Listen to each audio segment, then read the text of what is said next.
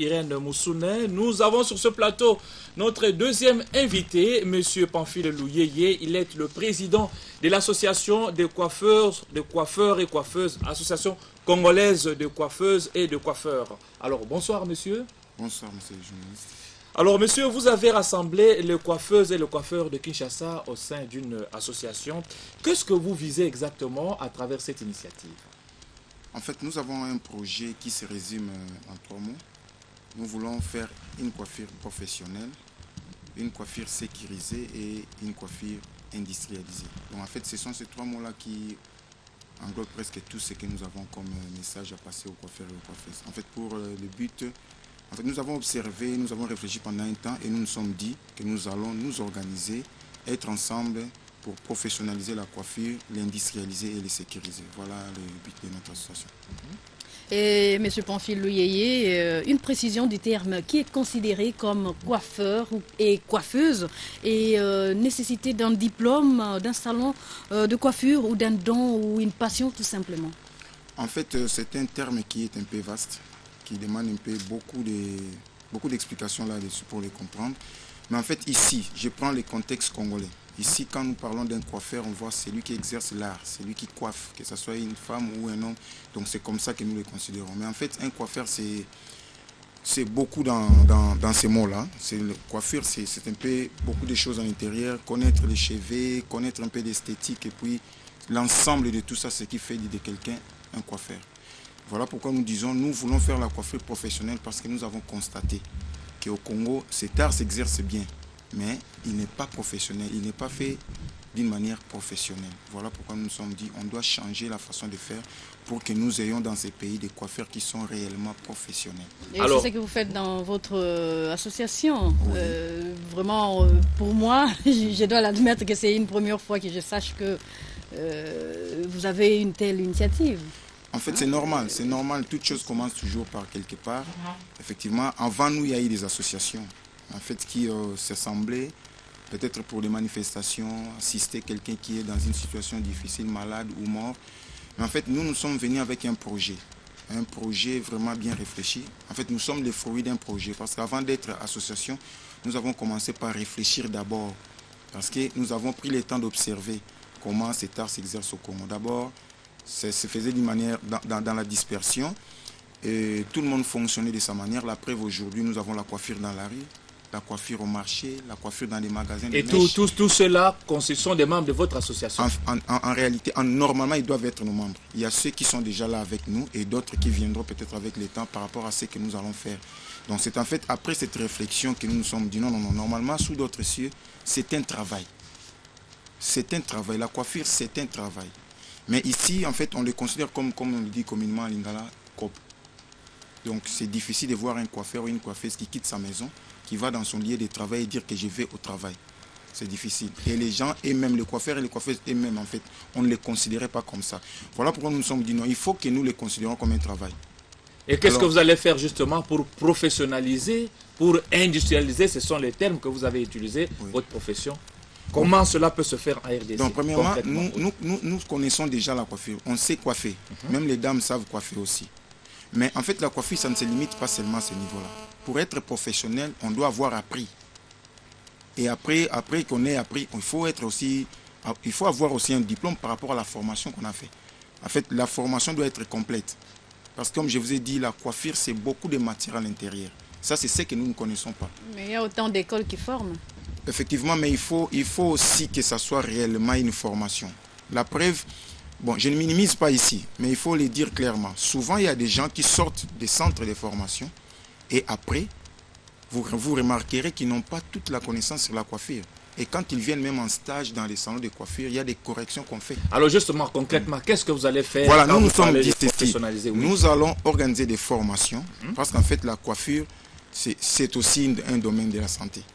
Donc, il y a des formations qu'on va faire sur les plans professionnels, sur la coiffure seulement, mais aussi une formation sur la santé.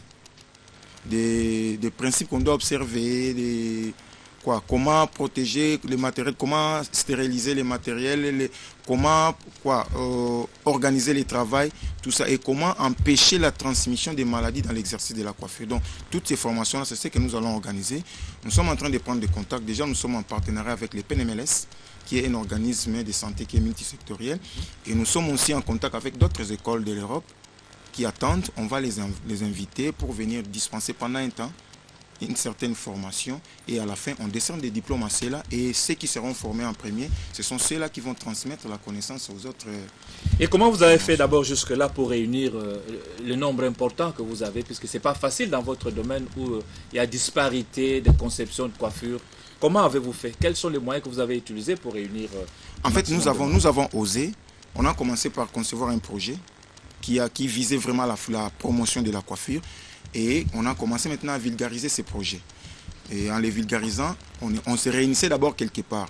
Et quelques temps après, nous nous sommes dit, pour que ce projet soit adopté par tout le monde, il serait intéressant qu'on associe tout le monde. C'est comme ça qu'on a commencé la tournée dans toutes les communes de Kinshasa. Et nous avons installé des comités dans toutes les 24. Il y a des structures.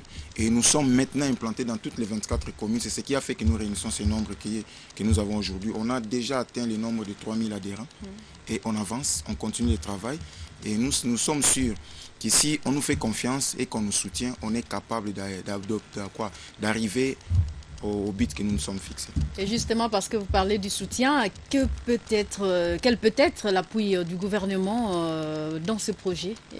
En fait, ce projet d'abord a été sécurisé auprès de la SOCODA parce qu'il y a toute une intelligence là-dedans pour qu'il n'y ait pas vol d'idées.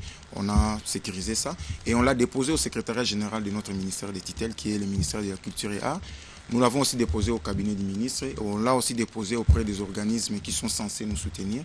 Et nous, on a déjà fait notre travail, on l'a vulgarisé et les coiffeurs l'ont adopté. La preuve, l'adhésion massive que nous avons connue et l'installation de l'association dans toutes les 24 communes. Aujourd'hui, nous sommes réellement installés dans toutes les 24 communes et nous comptons continuer dans les provinces. Parce qu'après Kinshasa, c'est le Bas-Congo. Après Bas-Congo, c'est Bandundu, ainsi de suite, jusqu'à ce que nous allons réunir tous les coiffeurs de la République démocratique du Congo. Alors, vous avez osé et vous avez plus de 3000 adhérents. Mais la question qui se pose est celle-ci. Dans votre métier, on vous accuse facilement d'être des menteurs, comme tous ceux qui pratiquent le métier.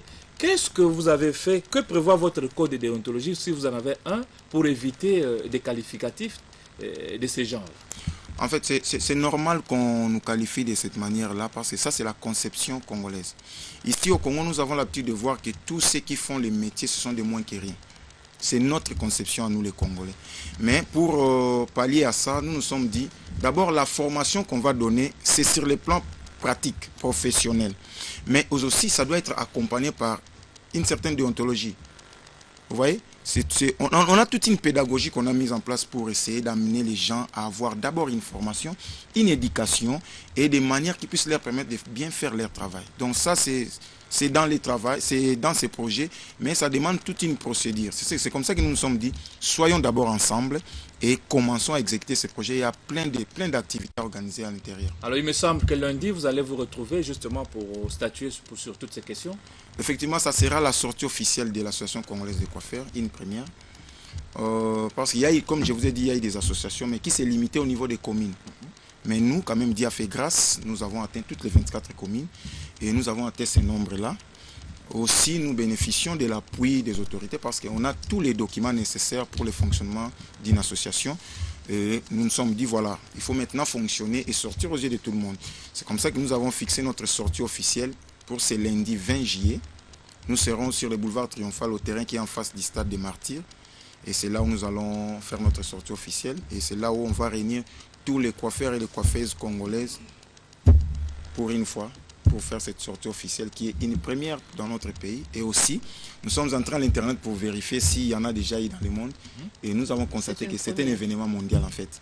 Jamais on a réuni autant de coiffeurs dans un lieu. Donc c'est vraiment mondial. Alors, Monsieur Pamphile Louyeye, président de l'Association congolaise de coiffeurs et de coiffeuses, bonne chance dans votre initiative. Et je crois que le message est capté 5 sur 5 par tous les coiffeurs qui nous suivent. Il nous reste juste à appeler nos amis coiffeurs et coiffeuses qui ne sont pas encore avec nous. Nous leur demandons de nous faire confiance.